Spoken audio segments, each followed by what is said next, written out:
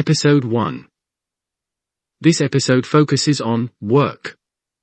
We hope you enjoy listening. Introduction. What is work? Is there a difference between your work and your job?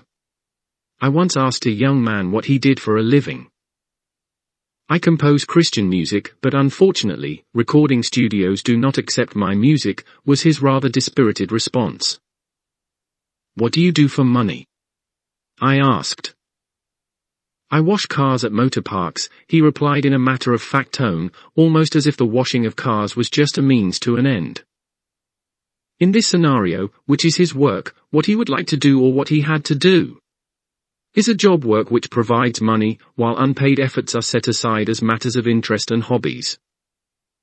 During the course of my research into retirement, Dr. Peter Abu, a consultant and senior lecturer in industrial education, at the University of Ibadan, in Nigeria, prompted me in the vast arena of work. He asked me, why do people work? I like to put that question differently. What do we want from work? Material reward, identity, fame, friendship, status? If people do not work, how will they get money to buy commodities? How will they measure wealth, or success, or happiness? Has work always been the way to the good life and happiness that many people would like to have? If you have enough money for all your needs, would you still work? If you take away work, do you necessarily take away the means of access to many of the pleasures and opportunities of modern society? If people do not work, what will they retire from? Will they have an old age to look up to? What structures will they put in place to give pattern to their existence? Would a world without work provoke a debate on the whole point and purpose of life? Employment which provides work is in short supply. There is erosion of the employment culture. For several decades past, new patterns of work have been emerging and society has been adjusting. There is demand for fewer hours of work, for part-time work, and this will mean shorter working years and longer post-service years. Therefore, there is a rethink needed regarding the whole concept of work. There is a rethink about what we mean by work, why we want, or need to work, and the way work is organized. The changing patterns of work and the erosion of the employment culture will affect our assessment of the meaning of work, our education, our family life, and, ultimately, the kind of life we want to live. About 3 decades ago, Charles Handy asserts in his book The Future of Work, that the individual growing up and leaving school a few years from then had a future to look up to, that would be very different from his or her parents. He would have a different assessment of work. How apt that assertion! Many writers have asked and examined similar questions as we have asked about work. Let us have a look at the conceptions of work, in an attempt to answer some of the many questions that have been asked about work, why we need work and why we work. Conceptions of work. Work occupies a very important position not only in the lives of people but also in society. Work, to most people, is life and life is work. In essence, people work to earn a living, they live in order to work. A renowned philosopher of industrial education, John Akinpelu, 2002, analyzed what he described as the more accepting, humanistic, existentialist philosophy of mankind espoused by Maslow, Roger, and Frere, and concluded that man sees work as an instrument for his own self-realization and self-satisfaction. In discussing the nature of work, some writers conceive work as an institution within which entrepreneurs seek to control economic resources, and in the process, ensure the appropriation of the surplus of their economic ventures. In this regard, work is not organized for survival or to meet social needs of people but for profit. One conclusion that could be drawn from such a conception is that work is a commodity, hardly a vocation. Thus, when the worker is perceived by his employer as not having a commodity to sell for an economic price, he is said to reach the end of his work life and he is compelled to retire. One opinion that stands out is that of Russell, 1983, who conceives work, first as altering the position of matter at, or near the Earth's surface, and second, as telling other people to do so. These two conceptions connote the doing and the telling aspects of work respectively. According to Russell, the doing aspect of work is unpleasant and ill-paid, while the telling aspect is pleasant and highly paid. the conception of work by Russell has implication for work classification as well as for social stratification. In terms of work classification, the telling aspect is essentially the business of management, while the doing is that of labor. Similarly, the tellers are on top of social stratification, while the doers are at the bottom. In a conception similar to the telling and the doing aspects of work, but from a two-perspective approach, the ancient Greeks made a difference between work and leisure. They regarded work as the business of slaves because, by work, they meant physical toil done on command, as a punishment. Study, politics, military service, or even painting one's house was not conceived as work because they were done by choice. From the perspective of the ancient Greeks, therefore, work is conceived as the things people have to do, an interest or leisure activity interpreted as things people like to do. Handy, 1985. Work, as perceived by the ancient Greeks, has a bearing with the advent of wage employment in Nigeria. The idea of working for another person, or for government organizations in energy-sapping ventures, even for payment, was considered degrading because such work was associated with slavery. We learn from history that people were forced against their will to work for payment for the colonial government in Nigeria, and eventually, a policy of forced labor with pay was formulated. This development became necessary in order to secure sufficient labor needed for railroad construction in 1918. With time, different views about work began to converge to a focus: work provides a means of living. In essence, work is carrying out tasks which enable people to earn a living within the environment in which they live, irrespective of the nature of that work. In pursuance of this concept, many people devote to work the longest segment of the period in which they are awake, and for these people, work is the single pursuit that dominates their lives the most. In another conception, work is a social product, which is best understood within the context of group values and social perceptions of what constitutes worthwhile and meaningful behavior. Social recognition is influenced by the nature of work which one does, as well as the level of success attained in that work. Catherwood, 1997, notes that the right to work is a clause in the Universal Declaration of Human Rights, which was signed at the United Nations after the Second World War, adding that work was conceptualized as a job or employment. Catherwood notes further that the International Labour Organization, ILO, at that time, estimated that 1 billion new jobs would have to be created between 1984 and the year 2000 to achieve full employment worldwide. Based on the ILO estimate, Catherwood assessed the employment situation in Britain, and asserts, "To me the very clear lesson is that if we were to get 1 million people back to work, let alone the 1.5 million which would bring us back to the more civilized levels of full employment, we will not do it on a vulnerable national currency. We need a European currency backed by a European Central Bank." Today, in most countries all over the world, there is emphasis on high-level education and manpower development, but full employment, be it conventional or otherwise, with or without common regional currency, has become a mirage. We note that there are millions of people all over the world who make immense contributions to life and living, but whose work does not fit into the classical definition of work. Many of these people are in the informal sector of the economy, others are in unpaid activities. In this circumstance, work has to be redefined to give social recognition and sense of identity to such people. The issue of work continues to receive the attention of governments, educators, and employers of labor. Governments perceive work as a means of achieving economic prosperity. This is why most labor and economic policies and legislation have been dominated by the drive for full employment. The role of education in the business of work.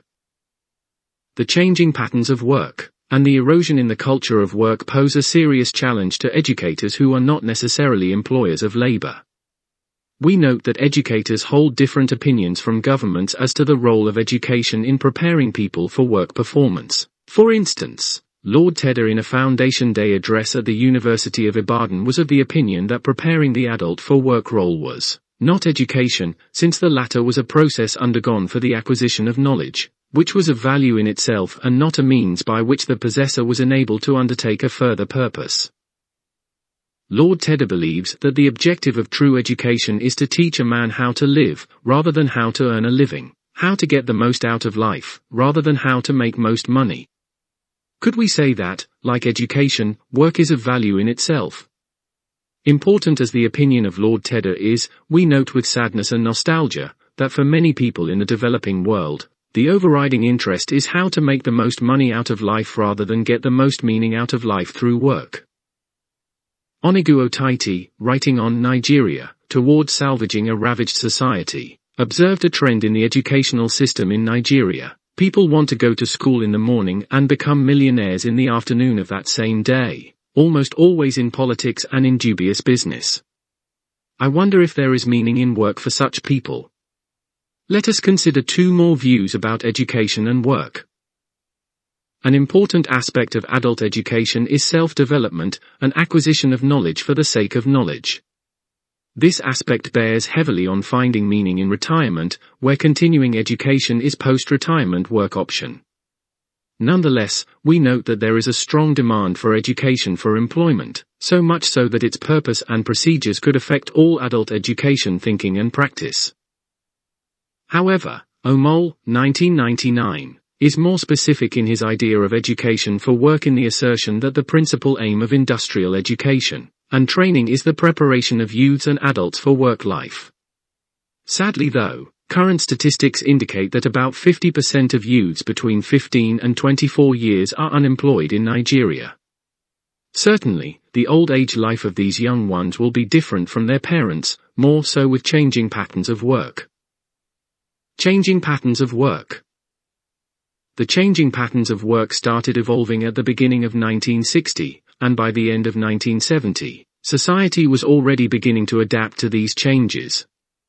Society has been adapting grudgingly but fairly rapidly because the changes are being forced on it by economics, by technology, by the harsh realities of business, and by competition. Three classifications of work have emerged from the process of adaptation. These are the job work, marginal work and gift work. Job work is the paid or salaried job working for others in full time. Job work includes full-time self-employment. Marginal work is the work which is done for extra earnings. Gift work includes all the work done for free and involuntary ventures. The threefold perspective of work gives a full picture of work in society, more so as it is pertinent to understand the prevalence of these forms of work. About 3 decades ago, there was a survey study in Britain, where 30% of the workforce were part-time employees or self-employed, perhaps from necessity rather than from choice. The survey report, according to Humble, 1982, adds that evidence suggests that the part-timers and the self-employed were the most content with their work. A more recent survey indicates a much higher percentage of the self-employed and the part-timers in the workforce, a trend that is partly attributable, at the beginning to aging population, and later to global economic crisis. In Nigeria, emphasis is usually placed on paid work as offered by government and the private sector of the economy. But paid work has become difficult to find in recent times.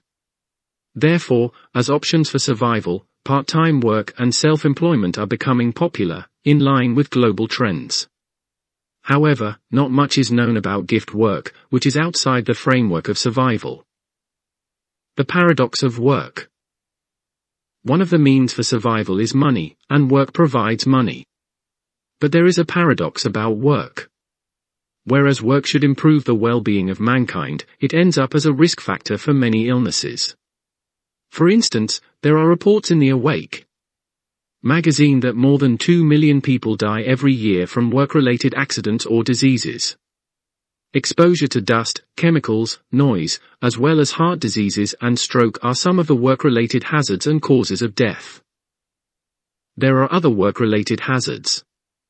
Some medical experts are of the opinion that job dissatisfaction and boredom correlate positively with psychiatric manifestations like somatization, depression, anxiety and irritation. Work also places great demand on employees' time, leisure and resources, both physically and psychologically.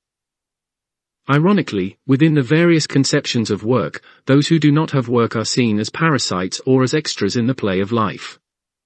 In many societies, work is regarded as a measure of man. In this regard, Handy, quoted earlier, identifies a class of work, defined as a work which allows us to express ourselves, which provides an outlet for our creative energies, our ability to work and relate to others, work which is under our control and not in control of us. Handy adds that there used to be a saying, born a man, died a baker, implying that work provided people with their whole identity and all their money lasted till death. However, the work situation in Nigeria and for many people in the world reflects a reality of born a man, died a pauper, with implication of frontal assault for retirees and the elderly. Some of the issues to contend with are job satisfaction, job security, predictability in employers' behavior, adequate reward for work done, environmental hazards, and regular payment of an adequate pension amount. Work and wealth. In view of the various conceptions of work already presented, the question, why do we work, might be considered unnecessary. However, it is observed that most of the conceptions are from the perspective of the worker, with only a tangential reference to government, education, and industry. Since work and national economy are inextricably linked, it is necessary to examine work as a means of generating national wealth. Some centuries ago, national wealth was seen in terms of gold and silver, Mum, 1986. Therefore, in order to increase national wealth, Mum makes recommendations, some of which are listed herewith. A country must sell more goods and services to other countries than she buys from them. Industries at home must be developed to provide necessities, and unused land must be cultivated. But, the recommendations of Mum would restrict wealth to the balance of payments accounts, while consideration will not be given to all the work that goes on in the service sector of the economy, as in hospitals and in schools. Thus, emphasis will be placed on two sources of wealth, trading wealth, described as the ability to buy and sell in the international market, and activity wealth, described as paid work which is measurable and potentially taxable.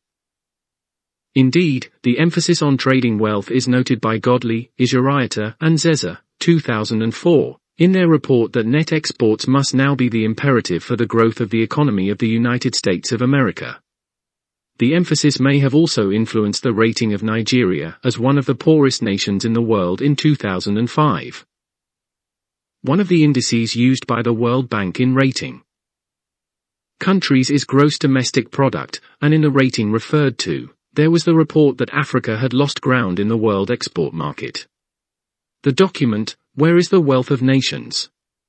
Measuring Capital for the 21st Century, was cited as the source of the rating, which noted that Nigeria is a resource-dependent nation that could have produced capital 5 times higher than it did in the year 2000, if only it had made a moderate effort to save. The World Bank rating could connote a negative perception of the ability of government to meet obligations to employees, as well as to retirees. Involvement in wealth-generating activities may also become less attractive. Public service work. Work opportunities exist in the 3 broad categories of public service, private service, and self-employment. Public service work is conceptualized as government work or civil service work. It is the most problematic area of employment, because many tenets of industrial democracy are either not there or are violated almost always by government. Thus, a review of public service work from the perspective of Udoji's, 1995, Under 3 Masters, Memoirs of an African Administrator, is aimed at enhancing the understanding of the predicament of workers in Nigeria. At independence in 1960, Nigeria inherited the civil service structure and practice of a colonial administration. But after a decade, the scope of government expanded so much that people within and outside government began to express dissatisfaction with the performance of the public service. According to Udoji, academics in particular complained that the inherited public service was still operating the colonial policy of law and order, and was oblivious to the needs of a development-oriented society. Nonetheless, government continued to embark on a series of development programs which required new workers with new skills and orientations. In consequence, both the public service management and staff were given assignments beyond their capabilities. Meanwhile, advances in science and technology had continued to generate and propel new patterns of work. Under these circumstances, public service review became imperative. The Public Service Review Commission of 1972 was, therefore, set up with Jerome Udoji as chairman. According to Udoji, our terms of reference were broader than those of any previous inquiry. They embraced the whole spectrum of public administration with the single exception of the military. Our mandate was, however, limited to questions of how public business should and ought to be conducted. Some of the findings and the consequent recommendations of the Udoji Commission are presented. The quality of public service was severely hampered by cultural, structural and other management defects. Family, local and ethnic loyalties were implicated. Corruption, as a cultural defect, was widespread. Government did not have an efficient means of detecting corruption. Nigerians tended to treat time and number with disrespect. There were two concepts of time. These were Nigerian time and European time. There was multiplicity of classes and grades, resulting in tension between generalist administrators and professional officers. Based on the findings, the Commission recommended what it described as a new style public service. The new style public service was conceived as a service where results are seen in tangible objects, a service that is geared to achieve certain well-defined and articulated goals. It is an irony that many of the findings from the review are as relevant today as they were in 1972. We need to ask a number of questions from the foregoing. Which way is Nigeria tending? Have societal ills such as cultural defects, family, local and ethnic loyalties and corruption become part of our national life? Against the background of contemporary issues in the Nigerian public service, can a claim of a new style public service be made? It is the author's contention that such a claim cannot be made when one considers the experiences of retirees and the elderly people in Nigeria today. Thank you for listening. I hope you enjoyed this topic. Don't forget to subscribe for more extracts from the book.